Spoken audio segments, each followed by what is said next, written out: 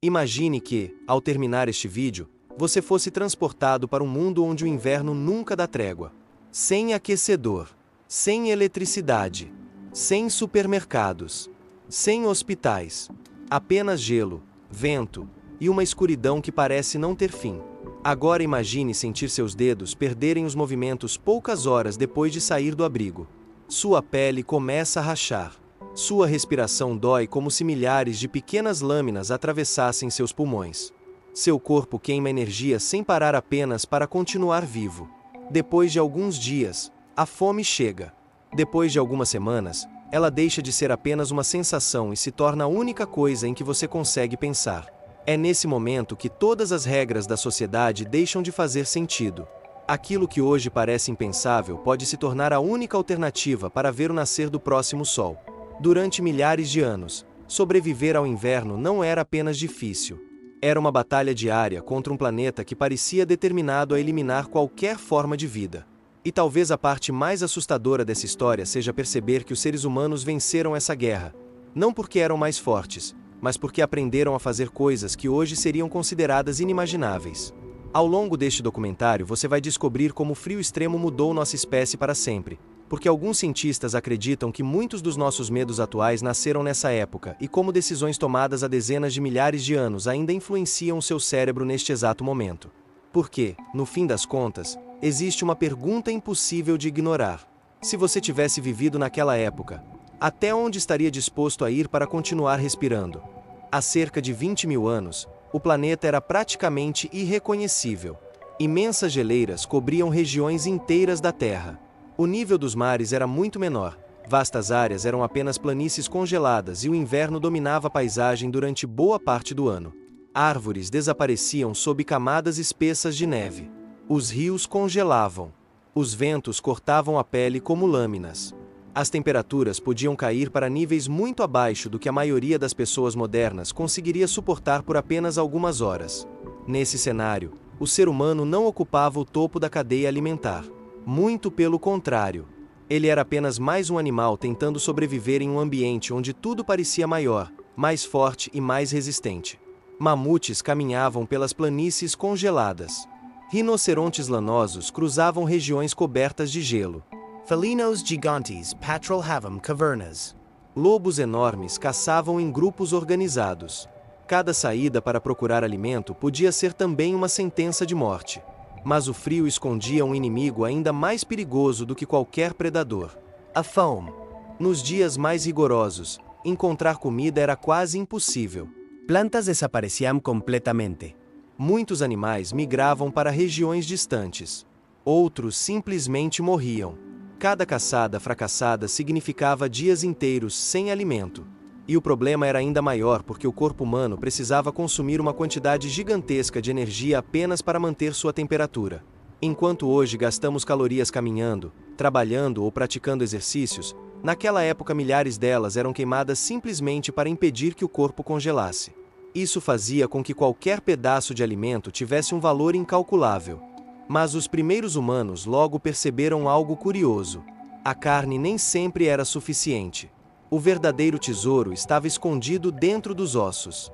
Enquanto muitos animais forneciam músculos relativamente magros durante certas épocas do ano, a medula óssea era uma fonte extremamente concentrada de gordura. E gordura significava energia. Energia significava calor. Calor significava continuar vivo. Por isso, após uma caçada bem-sucedida, havia uma corrida contra o tempo. Os ossos dos grandes animais eram quebrados quase imediatamente para que toda a medula fosse retirada antes que congelasse. Nada era desperdicado. Grandes pedras eram utilizadas para partir ossos gigantescos. Ferramentas de pedra raspavam cada pequeno fragmento aproveitável. Até os menores pedaços podiam representar mais um dia de sobrevivência. Foi justamente durante escavações arqueológicas que pesquisadores encontraram enormes concentrações de ossos quebrados espalhados por antigas cavernas. No início, parecia apenas o lixo deixado após milhares de caçadas. Mas uma observação mudaria completamente essa interpretação. Entre os restos de mamutes, renas e bisões, havia também ossos humanos apresentando exatamente os mesmos padrões de cortes, fraturas e marcas produzidas por ferramentas de pedra. A descoberta levantou uma das hipóteses mais perturbadoras da pré-história. Em alguns dos períodos mais extremos da Era do Gelo, sobreviver podia significar ultrapassar limites morais que hoje parecem inconcebíveis. E essa revelação era apenas o começo, porque o frio ainda obrigaria a humanidade a transformar completamente sua forma de viver, pensar e até mesmo sentir medo. Durante muito tempo, imaginar que seres humanos consumiram outros seres humanos durante a pré-história parecia pertencer apenas ao campo das lendas. No entanto, algumas descobertas arqueológicas obrigaram os pesquisadores a considerar um cenário muito mais complexo. Em diferentes sítios pré-históricos foram encontrados ossos humanos com marcas de corte produzidas por ferramentas de pedra, fraturas semelhantes às observadas em animais caçados e sinais de exposição ao fogo. Essas evidências sugerem que, em alguns contextos, corpos humanos também passaram pelos mesmos processos aplicados aos animais abatidos. Isso, porém, não significa que todas essas ocorrências tenham sido resultado de violência ou assassinato. Muitos especialistas defendem que parte desses casos pode estar relacionada ao chamado canibalismo funerário, uma prática ritual em que membros de um grupo consumiam o corpo de alguém que já havia morrido naturalmente. Em outras situações, é possível que a fome extrema tenha levado comunidades inteiras a decisões desesperadas. A arqueologia ainda debate essas interpretações, mas todas elas revelam uma realidade em comum. A sobrevivência durante a Era do Gelo colocava seres humanos diante de escolhas inimagináveis para os padrões atuais. Imagine um inverno que dura meses. A neve cobre tudo ao redor. Os animais desapareceram da região. As reservas de alimento acabaram. Crianças choram de fome. Idosos já não conseguem caminhar e ninguém sabe quando será possível caçar novamente. Nessas circunstâncias, conceitos como conforto, orgulho ou moralidade deixavam espaço para um único objetivo: manter o grupo vivo por mais um dia. Mas a escassez de comida não era o único desafio. As tempestades de neve podiam surgir de repente, reduzindo a visibilidade a poucos metros. O vento arrancava o calor do corpo em questão de minutos e transformava qualquer caminhada em uma luta contra a hipotermia. Encontrar abrigo era tão importante quanto encontrar alimento. Algumas hipóteses levantadas por pesquisadores sugerem que grandes carcaças de animais recém-abatidos poderiam ter sido utilizadas temporariamente como proteção contra o frio intenso. Corpos de mamutes, bisões e outros grandes mamíferos conservavam calor por algum tempo após a morte e talvez oferecessem um abrigo emergencial durante tempestades severas. Embora essa ideia ainda seja discutida entre especialistas e existam poucas evidências diretas, ela ilustra até onde a criatividade humana poderia chegar quando cada grau de temperatura fazia diferença entre viver e morrer. Ao contrário da imagem popular de pessoas primitivas vivendo de maneira desorganizada, as descobertas arqueológicas mostram um cenário muito diferente. Os grupos humanos desenvolveram tecnologias surpreendentemente sofisticadas para enfrentar o clima extremo. Agulhas feitas de osso permitiam costurar roupas ajustadas ao corpo. Camadas sobrepostas de peles criavam um isolamento térmico muito mais eficiente do que simplesmente envolver o corpo com um único couro. Botas confeccionadas com couro e revestidas com pelos ajudavam a reduzir a perda de calor pelos pés, uma das regiões mais vulneráveis ao congelamento. Em alguns casos, gordura animal também podia ser utilizada sobre a pele ou nas roupas, contribuindo para diminuir a ação da umidade e do vento. Cada pequena inovação aumentava as chances de sobrevivência. Essas pessoas não eram apenas caçadores. Eram engenheiros da sobrevivência. Cada ferramenta era resultado de inúmeras tentativas, erros e adaptações transmitidas de geração em geração. Enquanto isso, outro elemento se tornava ainda mais precioso do que qualquer alimento: o fogo. Hoje basta apertar um interruptor para produzir calor. Naquela época, perder o fogo podia significar o fim de toda uma comunidade. Acender uma nova fogueira durante uma tempestade, utilizando madeira úmida e ferramentas rudimentares, podia levar horas ou até ser impossível. Por isso, muitos pesquisadores acreditam que grupos humanos mantinham brasas acesas continuamente durante as viagens, transportando pequenas porções de carvão em recipientes improvisados ou protegidas por materiais naturais que retardavam sua extinção. Era uma chama pequena, mas carregava consigo a sobrevivência de todos. Ao redor dela era possível cozinhar alimentos, secar roupas encharcadas, afastar animais perigosos e recuperar a temperatura corporal depois de um dia inteiro enfrentando o gelo. Quando a última brasa se apagava, não desaparecia apenas uma fonte de calor. Desaparecia a esperança. E conforme os recursos naturais se tornavam cada vez mais escassos, A disputa por comida, abrigo e fogo começava a transformar antigos vizinhos em rivais. Algumas evidências arqueológicas encontradas em diferentes regiões da Europa revelam crânios fraturados, pontas de lanças incrustadas em ossos e sinais claros de confrontos violentos entre grupos humanos.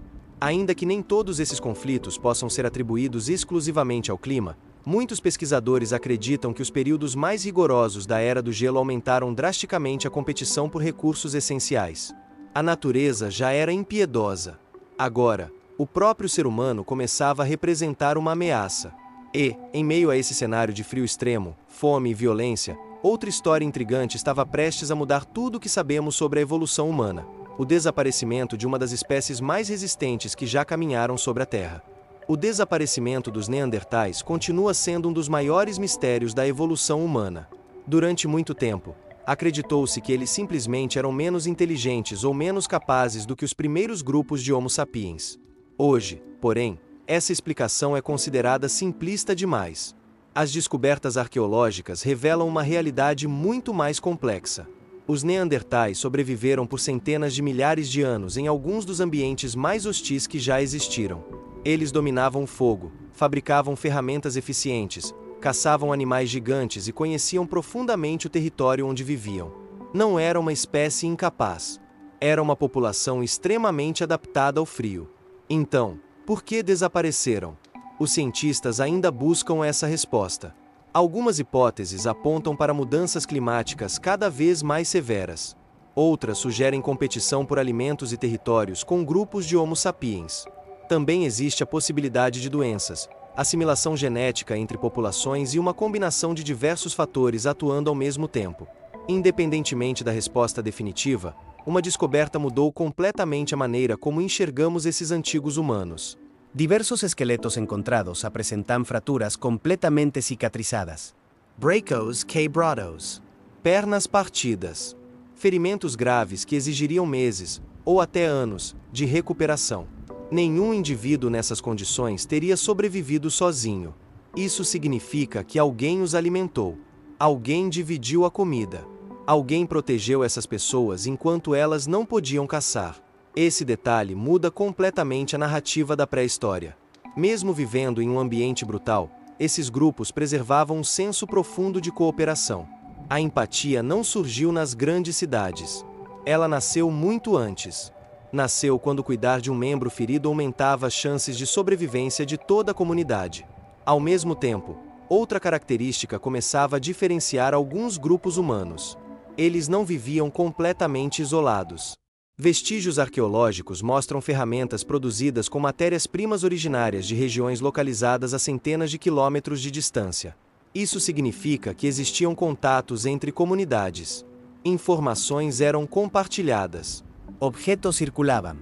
Conhecimentos viajavam muito antes da invenção da escrita. Imagine descobrir que uma tribo distante encontrou uma região onde ainda existiam renas. Ou aprender uma nova forma de fabricar roupas mais quentes. Ou receber pedras de melhor qualidade para produzir lanças mais resistentes. Cada informação aumentava as chances de sobrevivência.